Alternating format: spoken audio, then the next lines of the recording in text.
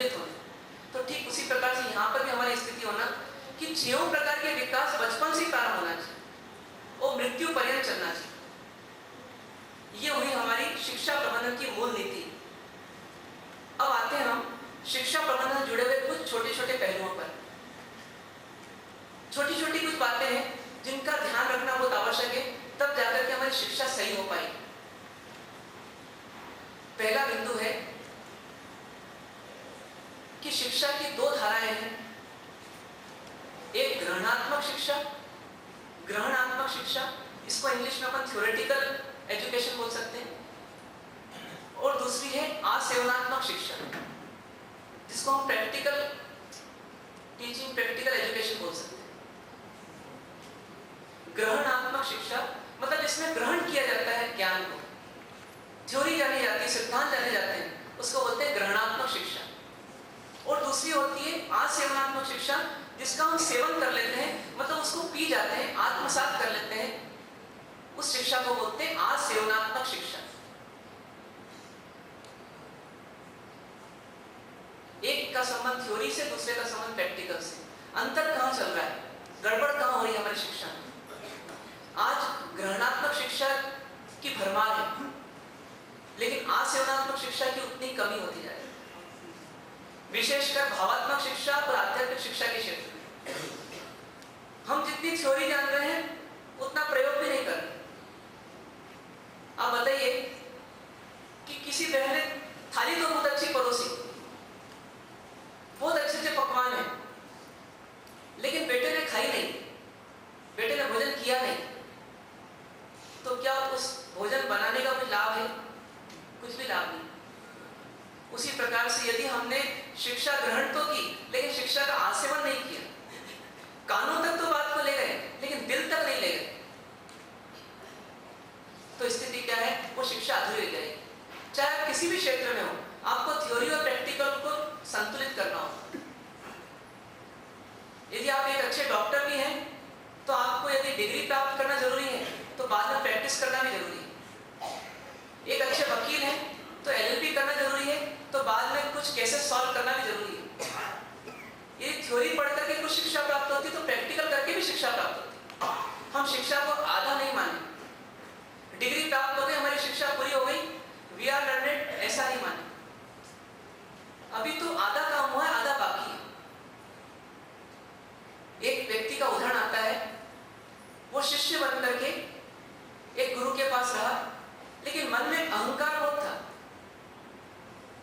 गुरु के पास रहा तो सही, गुरु सिखाते भी रहे, और वो कहता भी रहा कि हाँ ये तो आ गया, ये तो समझ गया, कुछ कुछ बातों में तो कहता है मुझे आते ही था पहले से। ये सब चीजें चलती रही। जब 10 साल 12 साल हो गए, उसके बाद भी मैच्योरिटी नहीं आई, परिपक्व नहीं हुआ, उसको एक प्रतिष्ठा नहीं मिल पाई समाज में कि हाँ ये योग्य है, और कभी कभी उसको नकारा गया, उसको अपमानित भी कर दिया गया मौका में। अधिकांशतया उन्हीं व्यक्तियों का अपमान होता है जो अहंकारी होते हैं। स्थिति कैसी बनी? एक दिन उसको बहुत गुस्सा आया, अपने गुरु पर गुस्सा आया कि तुमने क्या किया मेरे लिए, इतने साल बिता दिए मैंने, फिर मेरा कोई लाभ नहीं हुआ, मैं आज अपने पांव पर खड़ा नहीं हो पा। गुरु समझदार थे, कम शब्दों में ज्यादा बात समझाना जानते थे। उन्होंने सोचा कि अब ये वास्तव में ऊंट जो है ये पहाड़ के नीचे आया है, तो अब इसको शिक्षा दे देनी चाहिए। उन्होंने कहा तुमको मुझे मेरा एक काम करना होगा। उसने कहा मैं कोई काम करने वाला नहीं हूं, मैं अब जा रहा हूं, तुम अपना संभालो और मैं तो जा रहा हूं। बोले एक बार रुक जाओ बस। उसको कहा कि एक काम करो, 2 बोतल शराब लेकर के आओ। उसने कहा गुरु सठिया है, इनको क्या हो गया कि मेरे से शराब मंगा रहे। फिर भी सोचा कि चलो ठीक है, आखिरी काम भी कर देता हूं इनका, कल से तो इनसे मेरा कोई संबंध रहेगा नहीं। ऐसा सोच करके शराब ले आया, दोनों बोतल सामने मेज पे रख दी। गुरु ने कहा एक ग्लास लाओ, ग्लास भी ले आया। उससे कहा कि इसमें 1 घुट डालो, 1 घुट डाली, उससे कहा पी लो। बड़ा कांपते हुए, आज तक पी नहीं थी, कांपते कांपते उसने उसको पिया, और जैसे ही पिया तो वैसे उसको कहा कि बस रुक जाओ, मुंह में अभी तो घुट है, और उसको कहा थूक दो। उसने थूक दिया। फिर उससे कहा वापस ले, फिर पियो, फिर रोका, फिर बोला थूक दो। ऐसा करते करते थोड़ी देर में दोनों बोतल खाली हो गई। उससे एक ही प्रश्न किया गुरु ने कि शराब पीने से क्या होता है बताओ। तो बोले शराब पीने से नशा आता है। तो बोले तुमको कितना नशा है? बोले मेरे को नशा आ ही नहीं सकता था। बोले क्यों? बोले मैंने पिया थोड़ी ना, मैंने सिर्फ थूक दिया। तो बोले बस शिक्षा भी ऐसी है, शिक्षा का नशा तब तक नहीं आ सकता जब तक कि आप उसको अंदर नहीं लो। यदि आप पीते रहोगे और थूकते रहोगे तो आप कितना ही सुन लो, कितना ही पढ़ लो, कितने ही पंडित बन जाओ, लेकिन जीवन में लाभ नहीं होगा। हमें आवश्यकता है सुनने की कम है वास्तव में, सुनने के बाद में सोचने की, समझने की और सुधरने की वो बहुत ज्यादा है। तो इसलिए जीवन में जो भी शिक्षा प्राप्त करें, आप अपना टाइम वेस्ट मत कीजिए। यदि आप 2 घंटे यहाँ दे रहे हैं तो बेकार हो जाएंगे यदि आप 2 मिनट भी उसका चिंतन नहीं करते तो।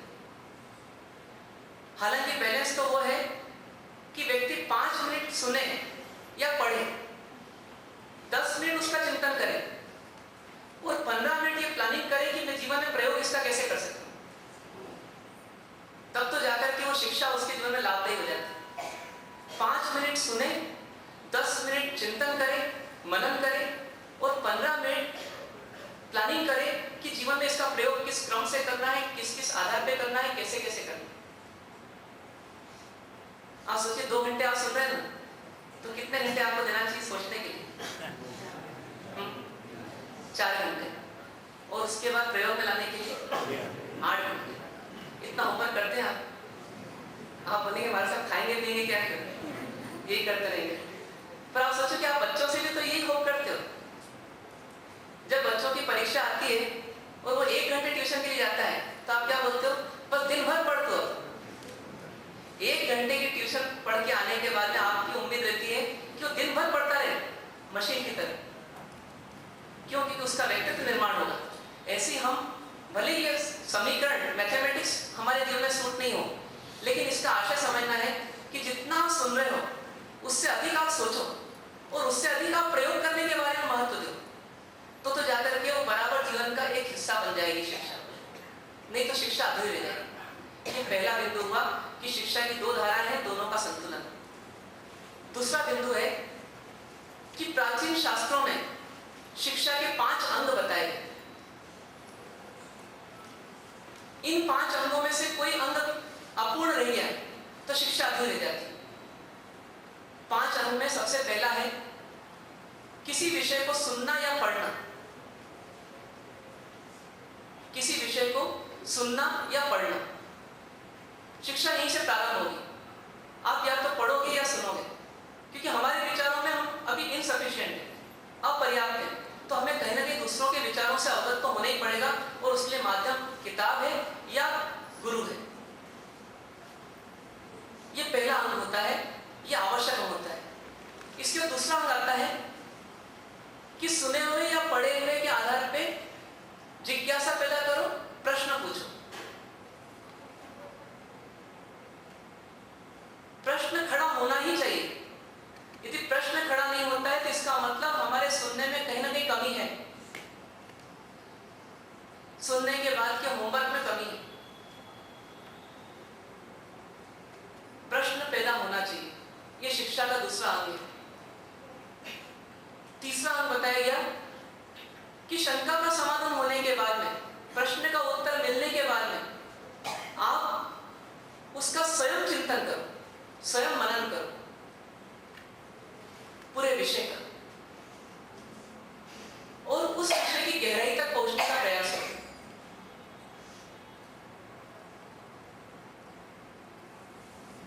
उथले उथले मत रहो, बल्कि गहराई में चले जाओ, उसका गहन चिंतन करो।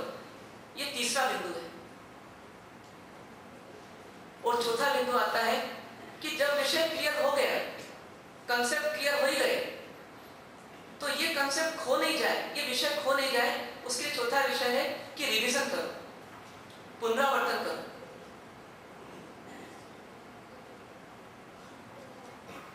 और पांचवा बिंदु होता है कि अपने ज्ञान को और पक्का करने के लिए पाए हुए ज्ञान को दूसरों के साथ शेयर करो, दूसरों दूसरों को सहभागी बनाओ अपने ज्ञान में।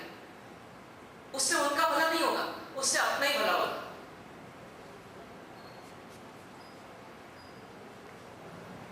पांचवा बिंदु ये कहता है कि अपन ने जो ज्ञान प्राप्त किया है वो अपने तक कभी मत रखो।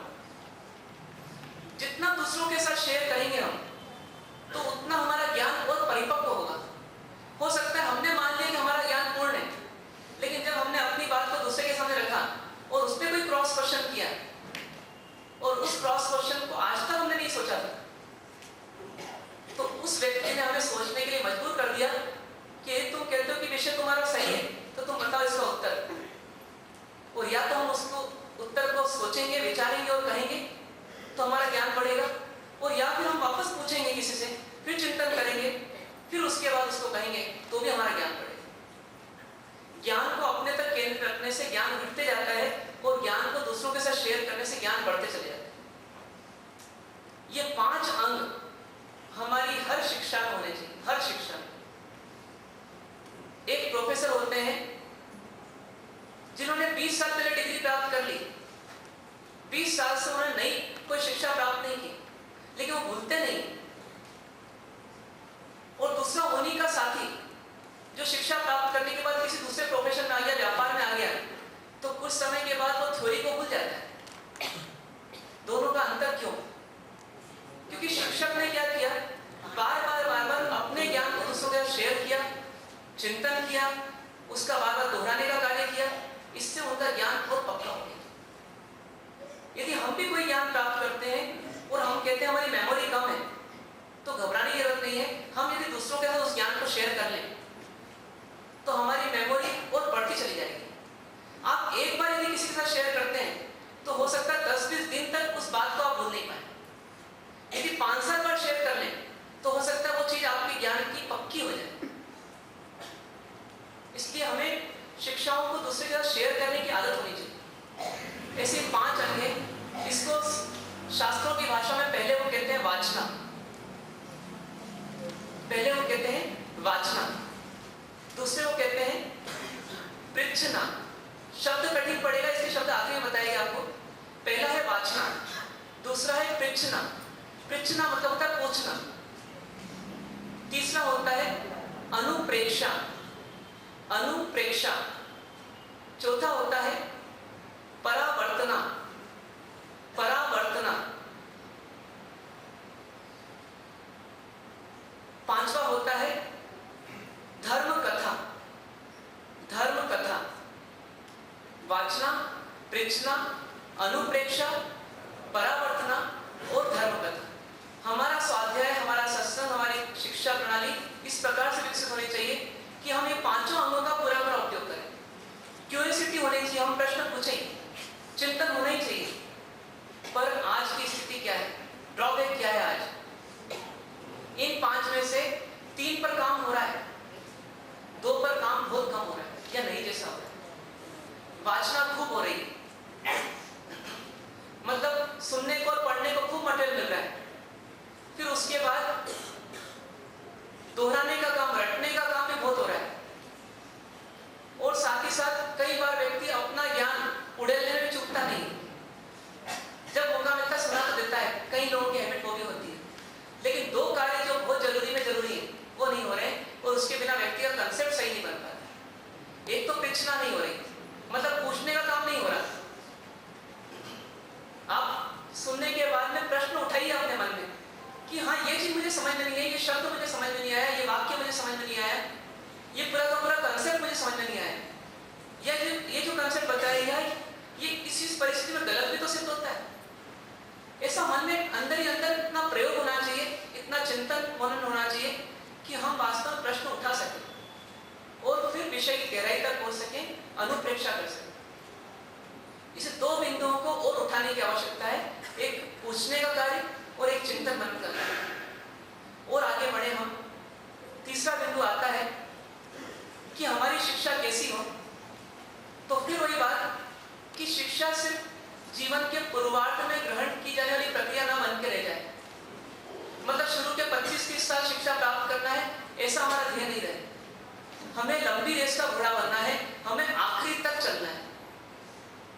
कुमारपाल महाराजा का उदाहरण आता है कि जब उम्र थी 50 वर्ष और दायित्व बिल्कुल पराकाष्ठा पर थे, स्वयं थे शासक, उसके बावजूद शास्त्र पढ़ना है और शास्त्रों की भाषा संस्कृत रहती है, कैसे पढ़े, समस्या हो गई। उन्हें बेड़ा उठाया कि मैं संस्कृत सीखूंगा। कितनी उम्र में? 50 वर्ष की उम्र में संस्कृत सीखने का कार्य किया, और वो भी किसने? सामान्य व्यक्ति ने नहीं, राजा ने। सोचिए आप, मन में भी रुचि हो तो फिर कार्य असंभव नहीं। हर उम्र में व्यक्ति सीख सकता है, बस सीखने की लगन होनी चाहिए।